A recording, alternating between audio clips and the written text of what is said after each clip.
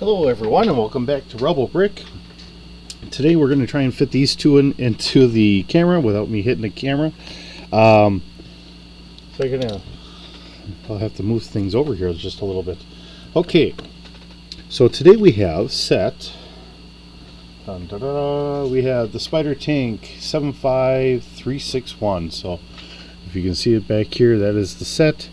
But I wanted to have a little kind of size difference here, and as I'm trying to figure out where I'm fitting this in here, because I notice it's just out of view.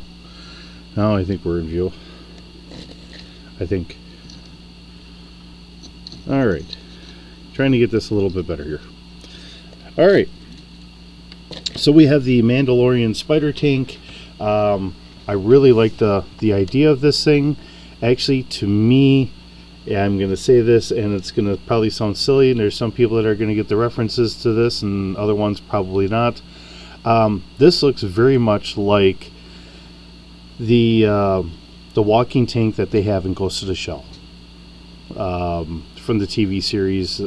Actually, no, it was in the movie as well. But they also had it in the TV series and the live-action movie. So to me, it is kind of neat, interesting to have this here. Just trying to figure out exactly how much more room I can get out of this before I'm running into everything else, because we have our big walker here, and I really wanted that for a size comparison. Alright, I think I got that over as far as I can go.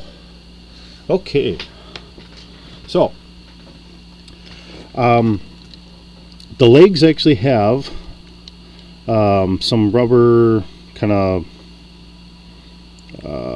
gaskets, or whatever you want to really call them. They're from Technic, so that way it can kind of spring around a little bit. So it is kind of nice. It holds it up pretty good. The arms, these are the same arms that they used in the mechs for Star Wars. These don't bend right here, but they are on swivels. And then this is a ball joint, and then this opens up. So if we wanted to, we probably could grab a character, and I got a character right here, so we can actually have them grab them, hold them, so that kind of works. Have them dance around. The head doesn't really move, it just goes up and down just a tad, I believe, because it is on joints here. So yeah, you can just click up and down once, that's about it. So just leaving it down is pretty much all you're going to do. This is on just a regular swivel arm, so you can swivel it up or swivel it down. I think if you leave it down, it's probably good. If you did go up, you do have these pieces here, so kind of like the hands if you wanted to put something there, but I don't think it's really going to fit. It's got the two red eyeballs like a droid would probably have. We have a couple of these clear kind of pieces over here, so I'm going to guess that those are going to be extra sensors. When I was putting this together, I noticed that there is a cavity on the inside here, and this actually folds up, and that folds up, and then we have a gun turret that pops up.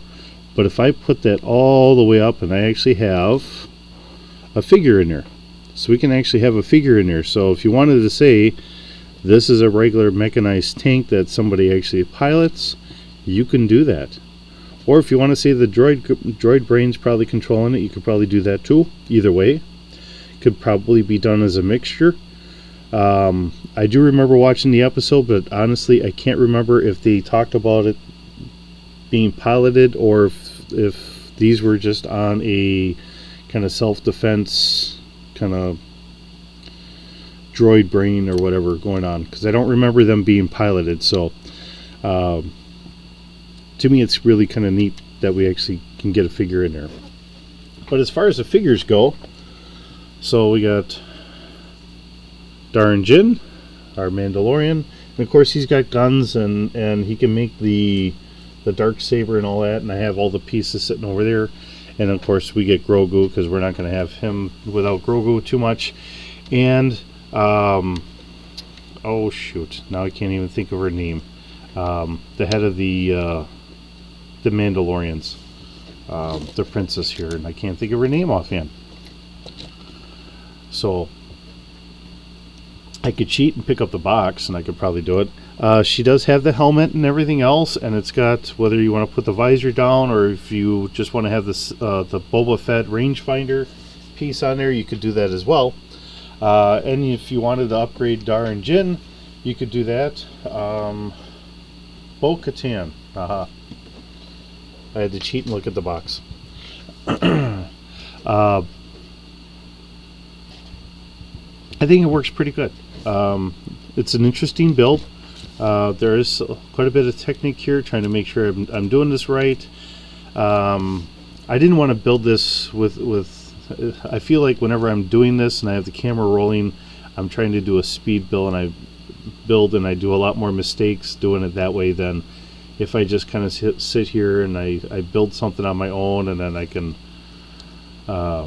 just take my time and have fun building it. It's a lot funner for me if I'm not trying to speed through it, because sometimes just trying to figure out exactly how they do things and then how I can maybe do things with some of the silliness that I do, like in our factory and that.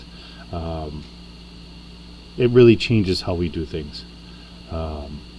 So I like doing it where I don't feel like I'm trying to build it as fast as I can. I know I can speed up the video to a certain point and it goes fairly quick, but you know,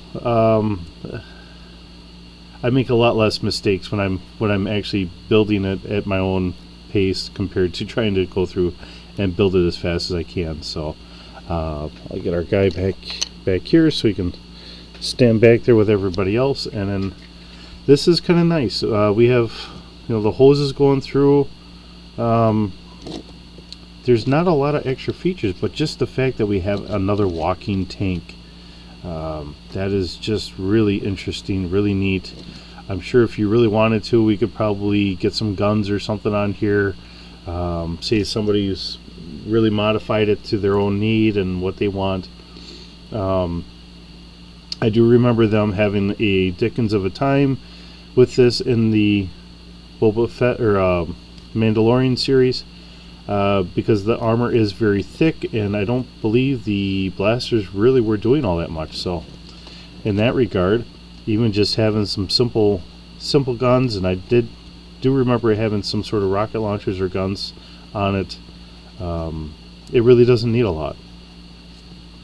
But in relevance to our ATTE, there is a size difference. Of course, you have to keep in mind, in the movies and in the books and stuff like this, our tactical enforcer here is supposed to hold about 20 people. On the inside is just dismounts to get people to the battlefield. So where this is only just carrying a one, unless you want to do like the old G.I. Joe, and we would just throw people just on the top side there and ride into battle, which is what I kind of grew up with, watching all that stuff. But size difference, there is a size difference here. I really do like this design. I'm hoping that maybe at some point I'd have the funds to maybe pick up an extra one of these. I know I have another one. I bought that years ago, where it's Captain Rex's personal one, where he's got the extra canopy and a landing pad on the back and all that stuff. But to be able to get another one of these, if we can go on clearance or whatever, that would be wonderful. Who knows? See what I can do. But these are $50, so unfortunately, even for this, I can only get one at a time. Maybe in a couple weeks, but right now I'm looking for getting the big Ocean Explorer. So that's my next big hope, that I can maybe get that. So and when I pick up that, maybe I'll pick up a couple more of those polybags, because I do really like the little spiders here that I had gotten with the Dreams, and the little slime guy. Oh, here he is. Nope, that's an earplug. Never mind. The same color. I don't know where I put my slime guy. I know I got him around here somewhere. But they have these little spiders and that. Those are kind of neat. Still trying to debate as to what I'm going to do. What we're going to do. I want to start up a little solo campaign or whatever, but I haven't figured out if I want to do a Star Wars, a Dungeons and Dragons, or whatever. In either regard, I'm going to use a D6 system, so if anyone has ever seen D6 or whatever, you can, it's all open source, so you could download the West End Games D6 for free, and then later on they had come back briefly, and then they had D6 fantasy, adventure, and in space.